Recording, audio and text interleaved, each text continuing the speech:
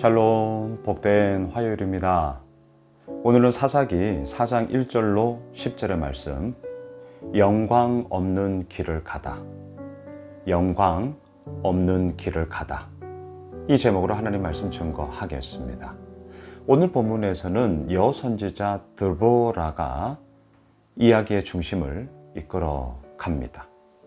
본문 4절을 보세요. 그때 랍비도세 아내 여선지자 드보라가 이스라엘의 사사가 되었는데, 와, 놀랍습니다.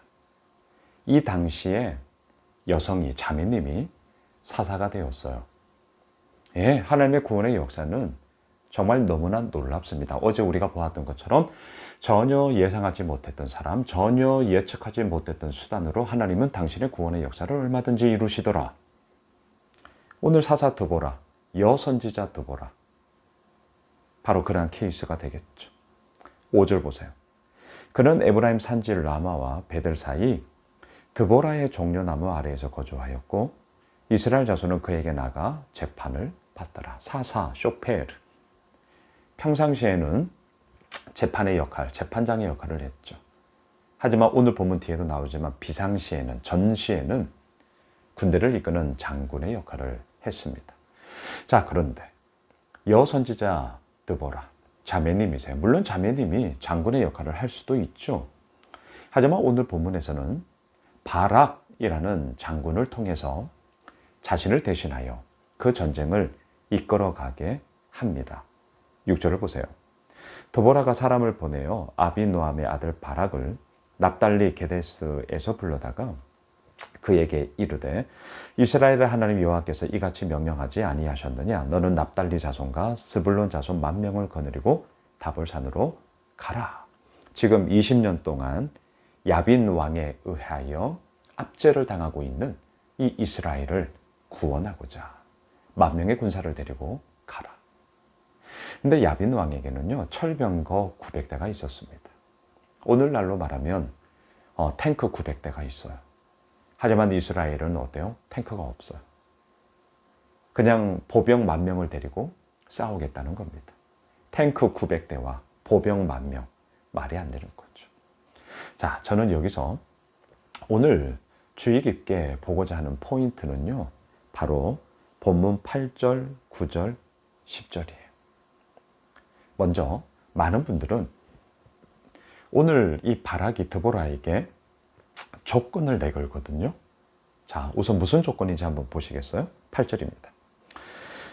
바락이 그에게 이르되 만일 당신이 나와 함께 가면 내가 가려니와 만일 당신이 나와 함께 가지 아니하면 나도 가지 않겠노라. 자, 조건을 내걸어 분명히 만일에 나랑 같이 가시죠. 안 가면 나도 안 갈 거예요. 여러분, 이 부분에 대해서 많은 분들은 조건을 내걸고 있는 참 믿음 없는 사람. 가라고 했으면 가야 되는 거지. 뭐 자꾸 조건을 걸면서 머뭇거려, 쭈뼛거려, 불순종하면 안 돼. 라고 바락을 되게 못된 사람으로 치부해버려요. 아주 못된 사람으로. 자, 그런데 제가 이제 반론을 제기할 겁니다. 오늘 반전의 이야기가 여기서부터 시작되는데, 자, 자막 보세요. 자막 보세요. 히브리서 11장 32절입니다. 자, 잘 보셔야 돼요. 내가 무슨 말을 더하리요? 기드온, 바락, 자, 오늘 보면 나오는 바락, 삼손, 입다, 다윗 및 사무엘과 선지자들의 일을 말하려면 내게 시간이 부족하리로다. 여러분, 히브리서 11장은 믿음의 선진, 그들의 기록이 되어져 있습니다. 한마디로 말하면 믿음으로 살았다라는 것이죠. 너희들도 그 선진을 본받아 믿음으로 살아라라는 것입니다.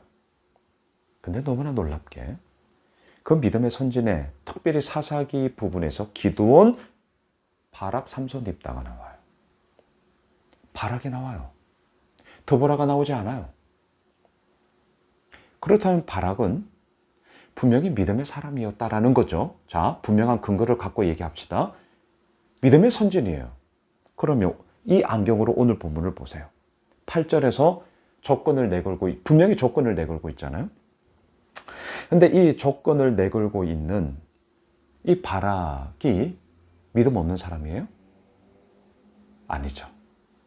자, 조건을 내걸미 믿음 없는 사람으로 연결되지 않습니다. 왜?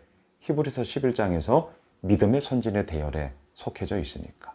그러면 이제 우리 하나하나 해결해 봐요. 여기서 나오는 8절은 분명히 표면적으로는 조건을 내거는 건 맞아요. 맞아요. 하지만 이 조건을 내거는 이유가 뭘까요? 그것은 드보라가 하나님의 사람이었다라는 것을 인정했기 때문입니다. 내가 가기 싫어서 조건을 내건 게 아니고요. 그렇게 나에게 명령을 하고 있는 드보라가 하나님의 사사로 선지자로서 하나님과 함께하는 사람이었다라는 것을 인정했기 때문이에요. 그래서 같이 가자는 거예요. 여러분, 믿음의 사람과 함께 가자는 게 뭔 잘못이에요? 그게 뭐가 믿음 없음이에요. 하나님의 사람과 함께하는 것은 좋은 것입니다. 그래서 우리가 예수 오미실 교회로 모여 있는 거예요. 말씀 붙잡고 날마다 큐티하며 그 말씀 속에 우리가 함께 거하자는 믿음의 이야기를 하는 거지 않습니까? 조건 내검이 맞다니까요. 하지만 왜 조건을 내거느냐라는 거죠. 이유가 중요하죠. 드보라가 하나님과 함께하는 사람이었다는 것을 인정했기 때문이에요. 나는 그 믿음의 사람과 함께하겠다는 겁니다. 또한 9절을 보세요.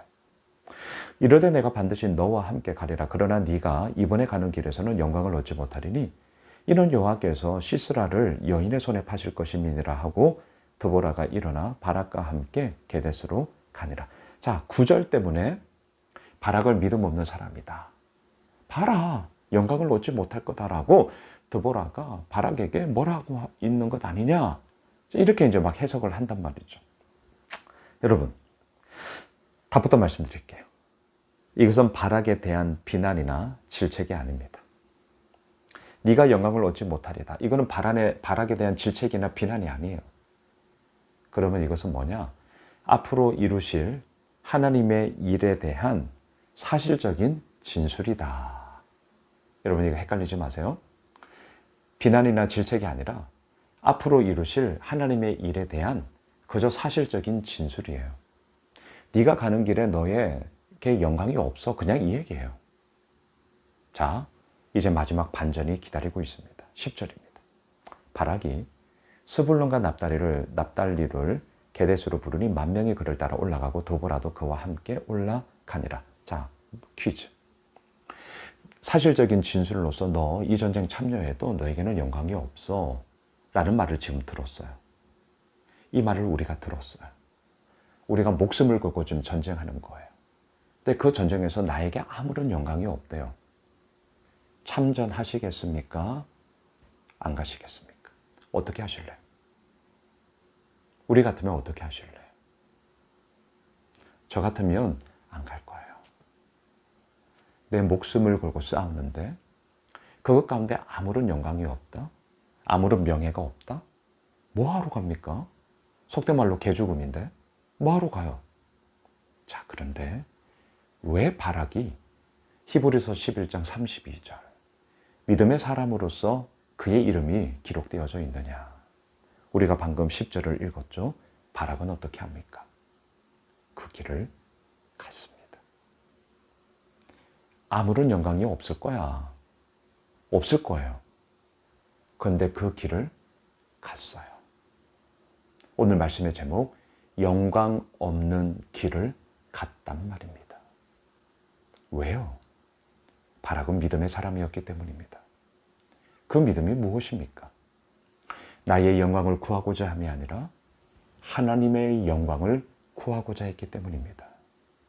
사사 드보라와 함께 이 나라를 구원하실 하나님의 역사하심 속에 자신에게 설령 영광이 없다 할지라도 하나님의 쓰임에 받는 것이 곧 그 자체가 영광이요 라는 것으로 그 길을 갔다는 것이죠.